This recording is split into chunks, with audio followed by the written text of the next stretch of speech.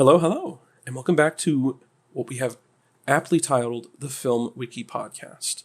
I think that's what we're going to call it. I don't really have a better name for it, so we're just going to roll with that. And if I ever want to change it, I guess we will. I don't really see a problem with that. It's not too important. The title's not important. What's important is what I came here to talk about today, and it's what we're going to be doing with this. I felt like basing a podcast or an episodic,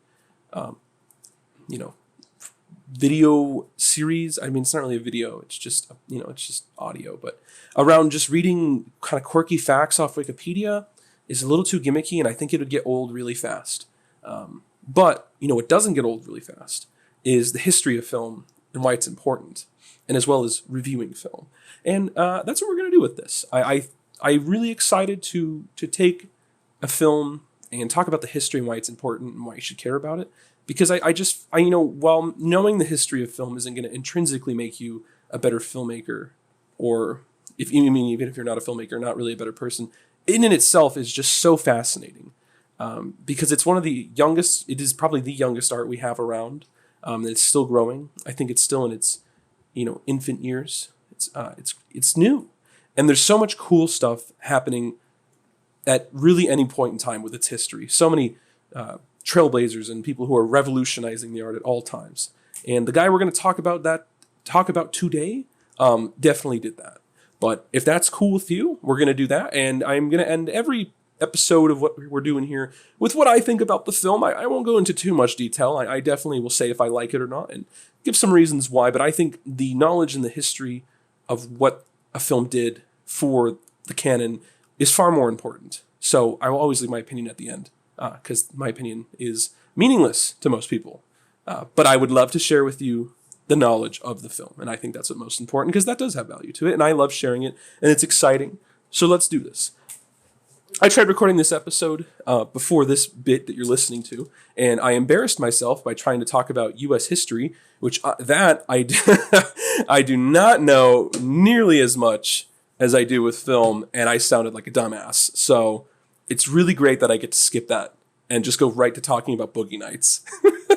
But we're going to talk about Paul Thomas Anderson's kind of career, because he does make a case study for something.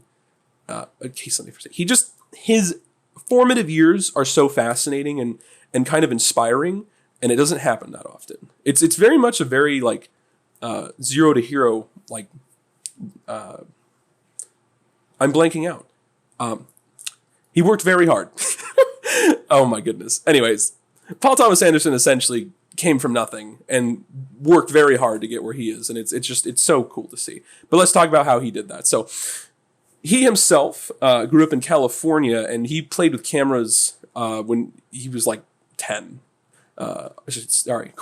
He made it when he was 8. And he was making these on the little 16 millimeter cameras, a little Bolex. And it wasn't until he was 18 that he made his first real film, which you can actually go watch online. It's a 30-minute mockumentary. It's called The Dirk Diggler Story. And funny enough, is actually the basis and the inspiration for the film that we're talking about today, which is Boogie Nights. I think I've seen 10 minutes of The Dirk Diggler Story. It's been so long. I never finished it. I used to have this weird grudge and hatred towards PTA, and I was very snooty, and I was like, I'm not going to watch this guy. I'm better than him. Well, I'm definitely not. I will, I think it's fair to say that I could even go out on a limb and say I will never be as good as PTA ever. And I think I'm okay with that. But anyways, the actual short film the rip is pretty low quality, but it does exist. I just personally found it to be unwatchable. But that was his first real attempt at making something, which is pretty cool. I mean, most kids back then were not making films at that age. So, which had a lot to do with why he got his success, I would argue. But I digress. So then after that, he went to college, and this is where PTA famously said that doing film school felt like a chore, and that he would rather make a film, and that would be his college. And that short film that he made was called Cigarettes and Coffee. And that one is on YouTube, and it's in decent quality. It looks like a VHS rip. It's very hard to explain. Once again, quality is not an existing factor for these little short films, which is so tragic because it'd be so cool to watch his early work in like at least like 720p, because they're definitely not either of those things. But Cigarettes and Coffee got into Sundance, and that's kind of where he got his in, because then they have this program at Sundance where they basically take you in and they mentor you, and they kind of shape you into a real filmmaker, essentially. They, because PTA, I think he could not have been older than like 22 at the time. And they were like, hey, you're really talented, but we need to like kind of hammer in some temperance into you and some maturity. And he had a mentor, Michael Catton Jones, who actually basically said that. Let me read the quote as what he saw in Paul Thomas Anderson. He said, talent and a fully formed creative voice, but not much hands-on experience. Excuse me. So you could see that PTA was kind of on a fast track here. Like very, very impressive. I mean, let's do some math here. I mean, he got into that program in 94. He was 24 when he got into that program, which is, that's crazy. I mean, to be working in a feature film workshop, which is essentially what that is at 24, is heavily impressive. And I think to discredit Paul Thomas Anderson and his contemporaries, I would say that like Tarantino as well, they both kind of like got really lucky during this time, because this is right around the time that in the late 80s, Heaven's Gate, that film, the New Wave film came out, and it bankrupted the studio. I'm so sorry, I'm drawing a blank here. Heaven's Gate. I think it was, what was the name of that studio? They were United Artists. Yeah, United Artists. When that film came out, it was like an instant failure, and the New Wave like died overnight, and the studio completely went out of business. And people like, the industry was like, hey, we're not going to take any chances on anything, so we're just going to kind of go back to standard filmmaking. And there's this kind of weird dead zone in the 90s where it's either like low budget indie films or high budget films. It's kind of where we are right now, where I think there will be another aesthetic revolution in film. Like, I think something new is on the horizon with filmmaking, right? And it's purely because the studios did not want to take the chance on art films or really anything that wasn't like insanely sellable, right? And Paul Thomas Anderson and Tarantino like happened to be young, talented, inspired dudes who could tell the studios like, hey, if you give me like pennies, like, $1 million, I can make you a sellable film. And that, that's like Reservoir Dogs, right? And it worked. It really did work. It was exactly like they just hit it. They just happened to be in the right place at the right time with the kind of films they wanted to make. But once again, I don't think that is like discredits them at all. They would have made the films regardless of the timing, and they're quality films. I mean, these guys are legends at this point in the canon to most people. So who am I to say that they are not good films? But anyways, after that workshop, he made his first film, which is called Hard Eight. Hard Eight had a lot of the actors and crew, and actually a lot of the collaboratives that you see in most of his future films that he made afterwards. I think that was the first film that he had Philip Seymour Hoffman in. He had John C. Reilly in it, Gwyneth Paltrow, Philip Baker Hall, all those guys. John C. Reilly's in a bunch of his films. It's pretty interesting. But that film was a commercial failure, which was pretty. It's pretty heartbreaking, you might think, but because the critics liked it, it actually surprisingly gave him a career. They gave him another shot after that. The budget was about $3 million, with some of the actors pitching in to fund it, and Paul Thomas Anderson trying to raise funding from other miscellaneous sources and his connections he had at the industry at that point to finish the film. And it only made like $200,000. But interestingly enough, it did play at the Un Certain Regard section at Cannes, which, interesting enough, that's pretty cool. Very, very impressive to have your first feature playing, technically in competition at Cannes, it's not really in the main, but it's there. And crazy. Once again, This guy has a crazy career, guys. I don't know how else to state it. It's just kind of like it's a Goldilocks story. But anyways, Hard 8, they give him another chance. And they're like, hey, we want you to make something else for us, right? So that is when he started writing Boogie Nights, which is the film we're going to talk about today. So what's really cool about Boogie Nights is it feels like a 90s version of Once Upon a Time in Hollywood. Like, that's really what this feels like. It's a very similar... they're based on real people. It's a snapshot of a generation. Although the difference is... we actually know they're very similar in the same that they kind of have an alternate ending to to like what happened in reality, right? You know, Sharon Tate actually got murdered. And in this film, that guy that Mark Wahlberg plays, his real name is John Holmes. He actually died in the 80s from AIDS. In 88. And I think this film, if I remember correctly, there's a time skip and it goes to the late 80s. Let's see, 84. Okay. So they're moving towards the late 80s. But yeah, that guy died, which so tragic. So tragic. But in real life, that guy, the real Dirk Diggler, John Holmes, it's like a picture perfect representation. He was in over 500 adult films. He did have an exceptionally large penis, which is like the huge selling point at the time.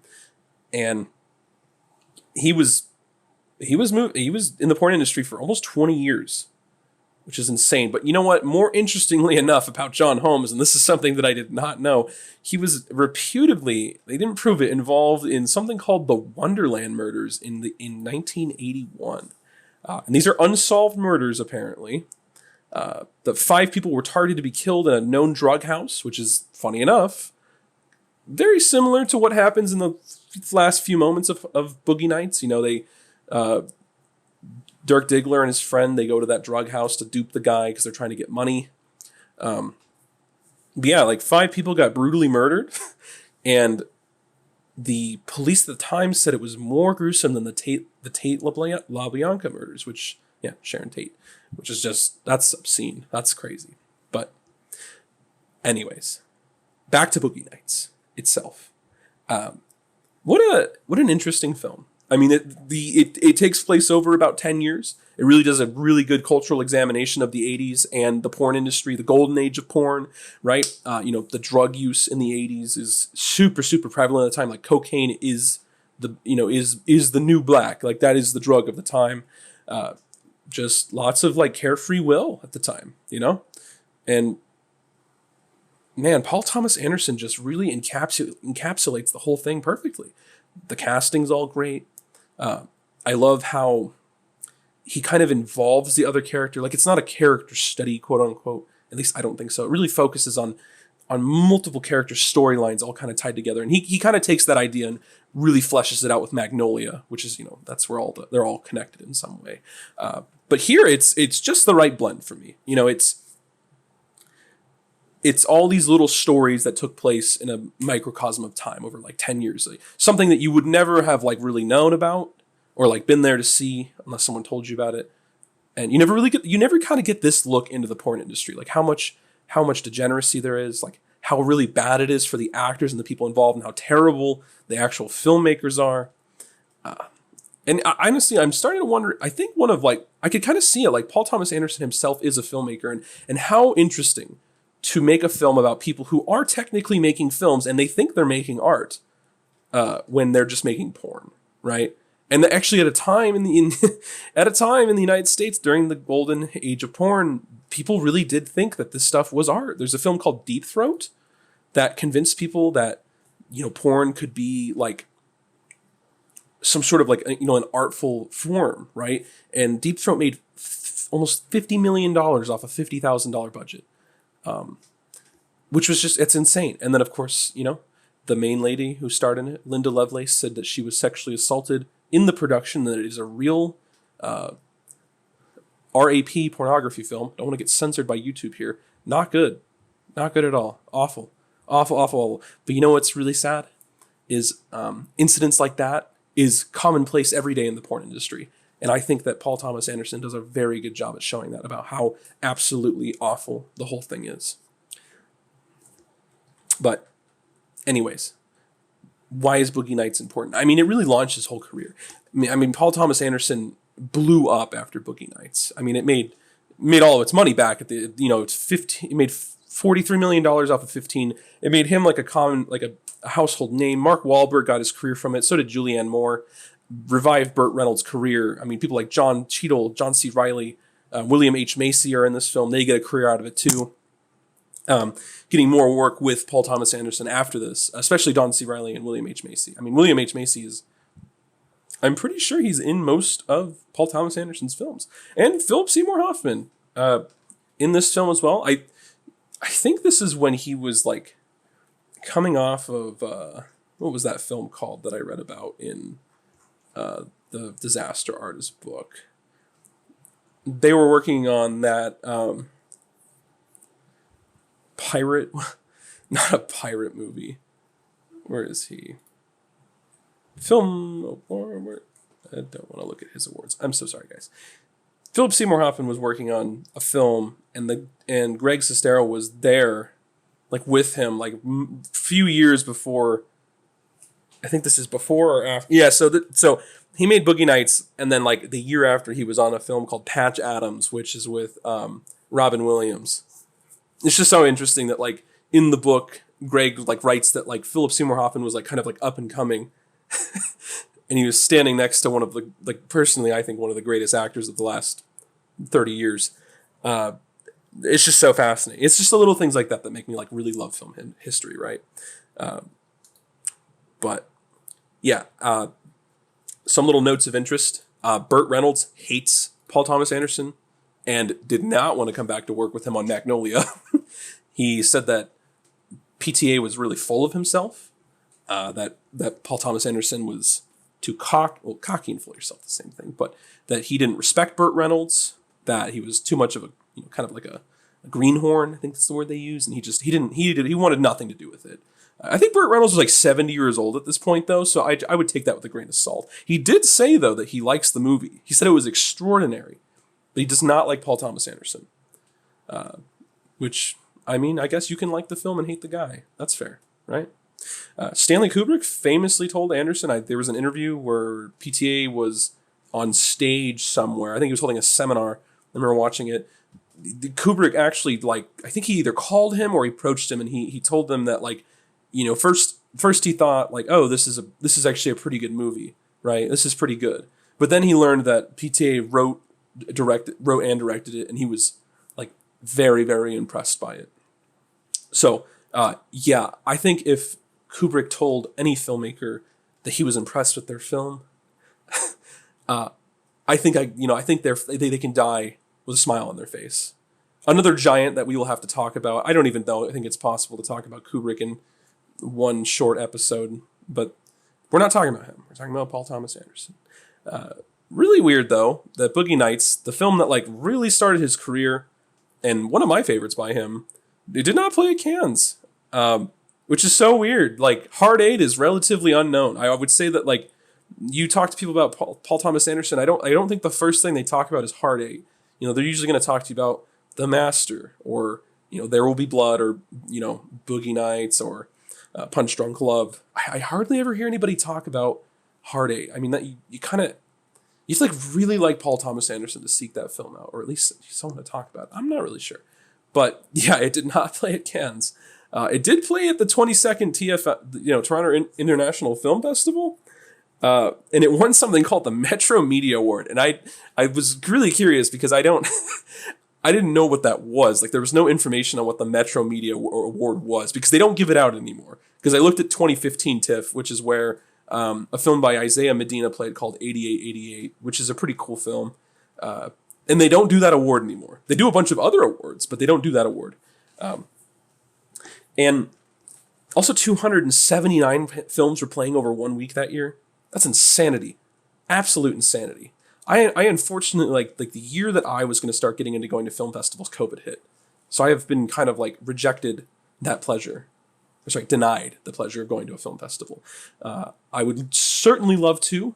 once they start happening again. I think they're happening right now, but it seems a little dicey to me. So I might just hold off. Anyhow, a last notable thing, the DP this guy worked with, Robert Elswith, he had like 16 years of industry experience prior to working on this film. He shot Hard 8, so obviously, clearly he liked Paul Thomas Anderson enough to be like, yeah, let's do it again. And I mean, his DPing work on this film is really good. I mean, it's very well executed. Him and PTA kind of go together like bread and butter. I mean, if you've ever seen There Will Be Blood, the DP work on that is super nice as well. Probably some of the best that they've both ever done. He did Magnolia. I'm going to be honest with you guys. I hate that movie, but I'd be more than happy to talk about it at some point in the future. Maybe not next week. I'm not sure. I'm not really interested in talking about Magnolia. Also because if we're going to be talking about Paul Thomas Anderson, I mean, Magnolia, as far as I am aware, is one of those films that he was given full creative control. And I know a lot of people really like Magnolia, but I just don't really think it did anything substantial for his career or really anything for film itself. There's so many other better films that do exactly what Magnolia does. And a few of them are longer than 3 hours and some of them are 90 minutes, I personally don't care for that film. It's probably my least favorite Paul Thomas Anderson. Yeah, I mean, we're technically in the opinion section of this episode now. Click away if you don't want to hear me pontificate. But Boogie Nights, man, what did I think about Boogie Nights? I personally really like this film. I'm a sucker for huge generational studies of like pulling apart like a time period and like really scrutinizing it and like looking into it, how it works and making a story out of it. Andrei Rublev by Tarkovsky. I love that film. Similar thing, just a grand narrative, big epic, lots of characters, lots of little intricacies. I'm saying the word wrong. Intricacies to the story, and so many little side plots, because life is this very strange interconnected machine, right? And at any point you could put a magnifying glass at random and see something fascinating. And that's how I feel about these big films, is they are a look into a small period of time that play out in ways that you usually don't expect. I mean, I love the big stories like that. It's really cool. And what's funny is I'm saying this and I sound like a total hypocrite because I do not like Magnolia. I'll have to talk about that one day, why I don't like that film. And my opinion sucks. I know. I need to rewatch it or something. Who knows?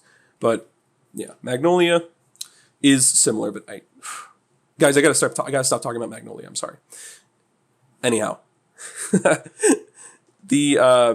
cinematography for Boogie Nights is great.